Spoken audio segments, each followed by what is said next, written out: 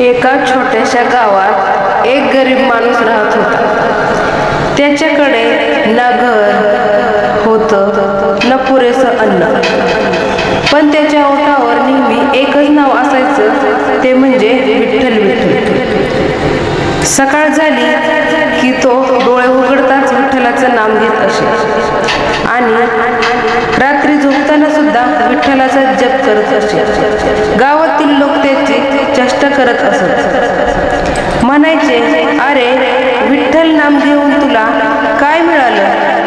पण तो फक्त हसत असे आणि म्हणायचा, मला विठ्ठलावर पूर्ण विश्वास आहे. एक दिवस त्याच्या घरी खायला काहीच नव्हतं. तो उपाशीच बसला होता, पण तरीही त्यांच्या तोंडातून विठ्ठल विठ्ठल चालूच होता. त्या दिवशी तो थोडा खिन्न झाला आणि विठ्ठलाला म्हणाला, देवा, मी रोज तुझं नाव घेतो, पण माझं दुःख का संपत नाही? तरीही त्याने नामजप सोडला नाही.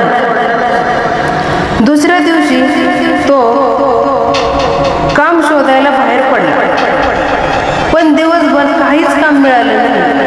थकून भागून तो एका झाडाखाली बसला आणि पुन्हा म्हणू लागला, विठ्ठल विठ्ठल. इतक्यात एक वृद्ध माणूस त्याच्या जवळ आला. त्याने विचारलं, काय रे, एवढा उदास का? गरीब माणसाने आपली सारी कहाणी त्याला सांगितली. वृद्ध माणूस हसला आणि म्हणाला, तू विठ्ठलावर विश्वास ठेवतोस ना? तो म्हणाला, हो, पूर्ण विश्वास आहे. वृद्धाने त्याला थोडे पैसे दिले आणि म्हणाला, जा, आज तुझं भाग्य बदलणार आहे. गरीब माणूस आनंदाने बाजारात गेला, पण त्याने पैसे स्वतःसाठी वापरले नाहीत.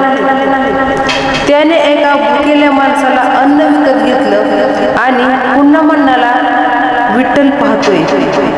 संध्याकाळी तो घरी परतला आणि पाहतो तर काय, त्याच्या घरासमोर अन्नाने भरलेली टोपली होती. तो आश्चर्यचकित झाला आणि डोळ्यात पाणी आलं. त्याला समजलं, तो वृद्ध माणूस म्हणजे स्वतः विठ्ठल होता. त्याची परीक्षा घेत होता आणि त्याच्या वृद्धेचं फळ देत होते.